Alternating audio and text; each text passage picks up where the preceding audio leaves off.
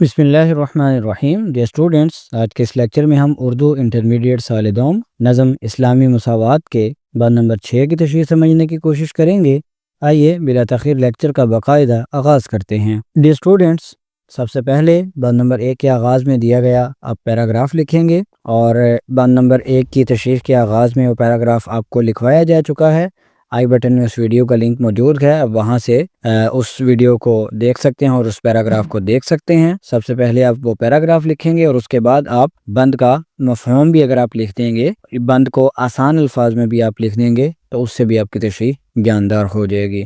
तो आइए अब हम बंद नंबर 6 की तरफ बढ़ते हैं। ये हो सकते हैं उनके हम जिन्स क्यों कर, नहीं चैन जिनको ज़माने से दम भर, सवारी को घोड़ा न खिदमत को नौकर, न रहने को घर और न सोने को बिस्तर, पहनने को कपड़ा न खाने को रोटी, जो तदबीर उल्टी तो तकदीर खोटी। डियर स्टूडेंट्स, सबसे पहले मुश्किल अल्फाज के माना देखें। हम जिन्स का मतलब है बराबर, क्यों कर, कैसे, चैन सुकून, दम भर थोड़ी देर, तदबीर का मतलब है मंसूबाबंदी और तकदीर किस्मत को कहते हैं, खोटी का मतलब है ख़राब। इस बंद का मफ़हूम कुछ इस तरह होगा कि गरीब तबका उमरा के बराबर कैसे हो सकता है। ये हो सकते हैं उनके हम जिन्स क्यों कर। कौन लोग उनके हम जिन्स नहीं हो सकते? नहीं चैन जिनको ज़माने से दम भर, उनको तो ज़माने में एक लम्हा भी सुकून मुयस्सर नहीं। सवारी को घोड़ा ना खिदमत को नौकर, ना उनके पास सवारी के लिए कोई घोड़ा होता है और ना ही खिदमत करने के लिए नौकर चाकर, ना रहने को घर और ना सोने को बिस्तर। मज़ीद ये कि इन गुरबा के पास ना रहने को घर होता है और ना ही सोने के लिए आरामदेह बिस्तर होता है।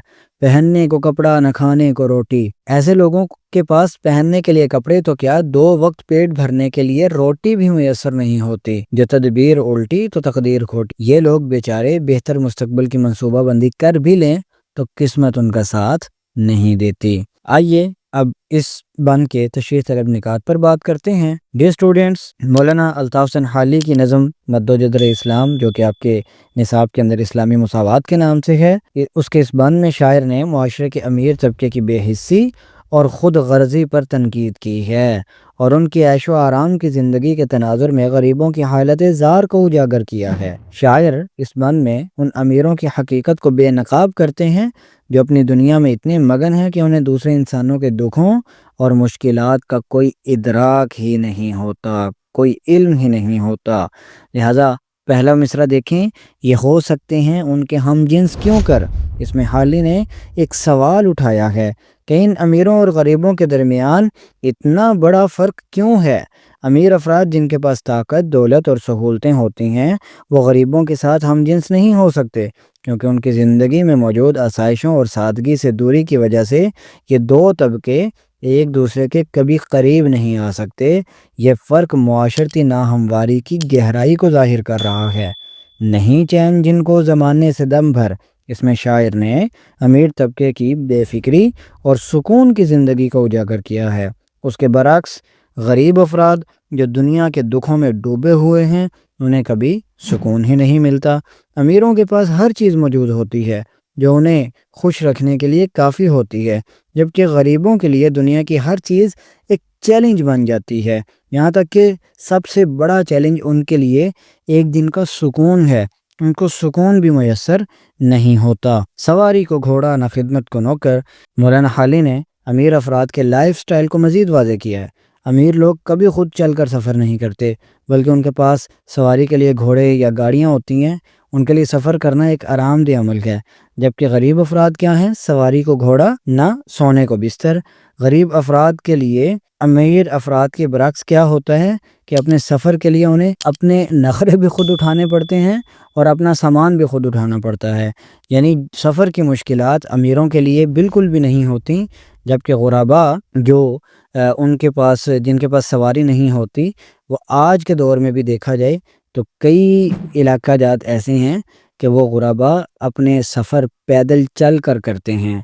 और अगर सवारी मुयस्सर भी आ जाए तो वो बेचारे कोई प्राइवेट या कोई लग्जरी गाड़ी अफोर्ड नहीं कर सकते। वो उन्हीं बसों के धक्के खाते हुए, जैसा कि आपने फ़र्स्ट ईयर में भी लोकल बस के उन्वान से एक नज़म पढ़ी थी, तो वो धक्के खाते खाते अपनी मंजिल तक जाते हैं। न रहने को घर और न सोने को बिस्तर, शायर ने गरीबों की हालत का तज़किरा किया है جو نہ تو اپنے لیے کوئی مناسب رہائش رکھتے ہیں اور نہ ہی ان کے پاس ایک آرام دہ بستر ہوتا ہے۔ ان کی زندگی کے اس پہلو کو اجاگر کر کے حالی نے دراصل امیر طبقے کی زندگی کے فرق کو دکھایا ہے، جہاں ہر چیز ان کے لیے آسان اور آرام دہ ہوتی ہے، پہننے کو کپڑا نہ کھانے کو روٹی۔ غریبوں کی حالت کی مزید وضاحت اس میں ہو جاتی ہے کہ ان کے پاس تو بنیادی ضروریات جیسے کپڑے اور کھانا بھی نہیں ہوتا۔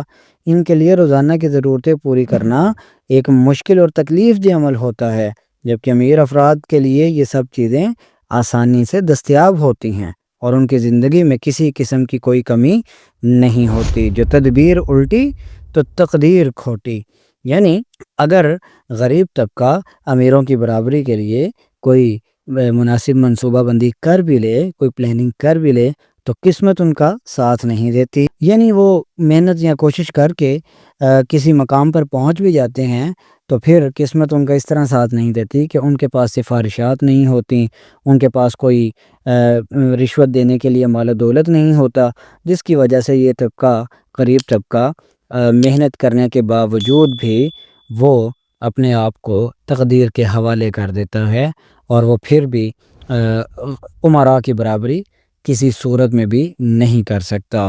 تو ڈیئر اسٹوڈنٹس، اس بند میں اگر مجموعی طور پر دیکھا جائے تو مولانا حالی نے امیر طبقے کی عیش و عشرت کی مذمت کی ہے اور ان کے اس فرق کو اجاگر کیا ہے جو ان کی بے حسی اور خود غرضی کی وجہ سے غریبوں کی حالت سے دوری کا سبب بنتا ہے۔